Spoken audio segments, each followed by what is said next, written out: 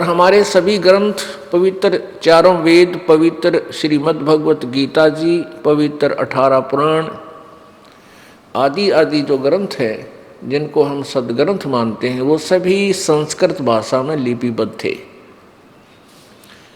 जन साधारण शिक्षित नहीं था, केवल एक वर्ग जिसको ब्राह्मण कहते थे वो ही पढ़ने के अधिकारी होते थे, उन्हीं को संस्कृत पढ़ना अलाउड था, अन्य किसी को नहीं। ये प्रतिबंध था पहले।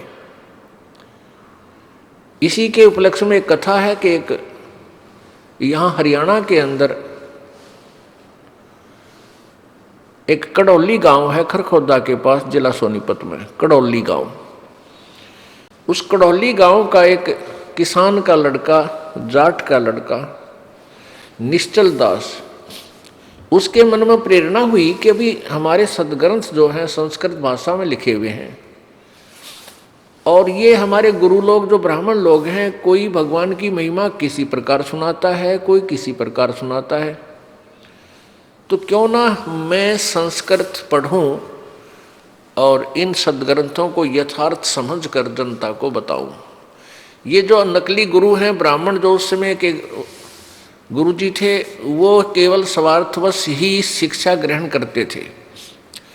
काशी विद्यापीठ में पढ़ने जाते थे और वहाँ से जो शिक्षा ग्रहण करके आता था उसकी वैल्यू ज़्यादा हो जाती थी, सभी लोग उसी से पाठ सत्संग आदि कराते थे और अधिक वो दक्षिणा ग्रहण करके सेठ बनता था।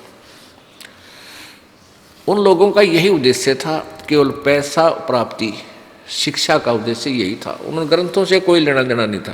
तो निश्चल दास ने ये विचार किया, यदि मैं डायरेक्ट बताऊंगा कि मैं किसान का लड़का हूं, मेरे को प्रवेश प्राप्त नहीं होगा। उसने क्या किया, क्योंकि काशी विद्यापीठ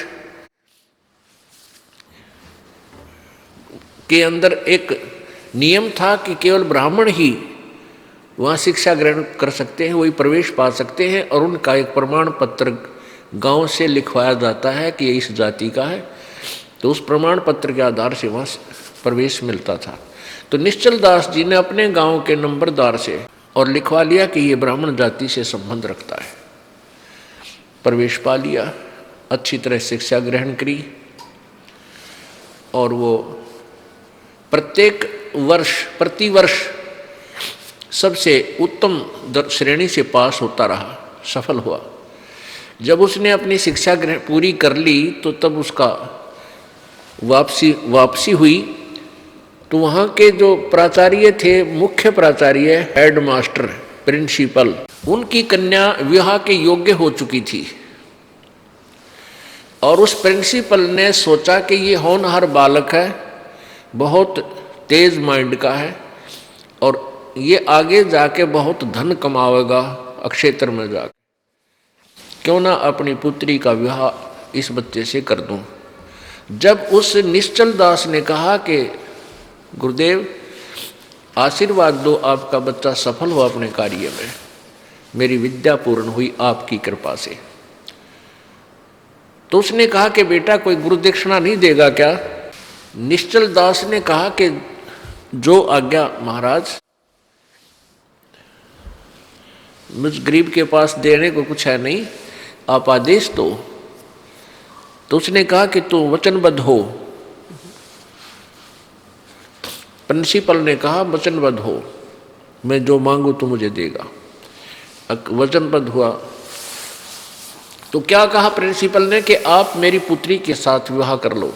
अब वो फंस गया धर्म संकट में कि ये ब्राह्मण और मैं जाट, और जब पता चलेगा तो ब्राह्मण लोग बहुत उत्पात कर देंगे। तो फिर उसने सच्ची बतानी पड़ी कि गुरुदेव मेरी ऐसी प्रेरणा थी, मैं चाहता हूँ कि इन सदग्रंथों को पढ़ूँ संस्कृत में, और मेरा उद्देश्य है कि मैं सच्चाई से परिचित कराऊँ समाज को, मेरा कोई धन उद्देश्य कमाना उद्देश्य नहीं है। और गुरुदेव मैं ब्राह्मण नहीं हूँ, मैं ऐसे ऐसे किसान परिवार से हूँ, और मैंने शिक्षा ग्रहण के लिए ये प्रमाण पत्र झूठा दिया है। फिर वो गुरुदेव नाराज हो गए, उनको फिर कहा कि इस वर में एक और बात सुन ले ये भी वरदान वचन दे कि तू आगे से संस्कृत भाषा में को नहीं पढ़ेगा, न उसमें कोई लेख लिखेगा, संस्कृत भाषा में बोलेगा भी नहीं। और मैं तुझे श्राप देता हूं कि तुझे 3 ताप के अंतर्गत दुख होगा। तूने झूठ बोला है और झूठ बोल करके शिक्षा ग्रहण की। अब उसने कहा ठीक है गुरुदेव, जो आप किया गया। उस निश्चल दास जी ने फिर संस्कृत ना तो लिखी ना पढ़ी, क्यों प्रतिबंध ला दिया उन्होंने। और उसमें ये धर्म के ठेकेदार ना जाने के जुल्म करवा देते थे। तो पुण्यात्माओं, ऐसे ये बिजली गिरी रही, अभी तक ये अज्ञान फैला रहा। हम सदग्रंथों को नहीं समझ सके, और जिनको हम जो समझते थे कि ये सदग्रंथों को जानते हैं, ये सदग्रंथों को पढ़ते हैं क्योंकि ये संस्कृत भाषा जानते हैं, उनको सदग्रंथों का ज्ञान नहीं था। ABC क ख भी नहीं जानते थे।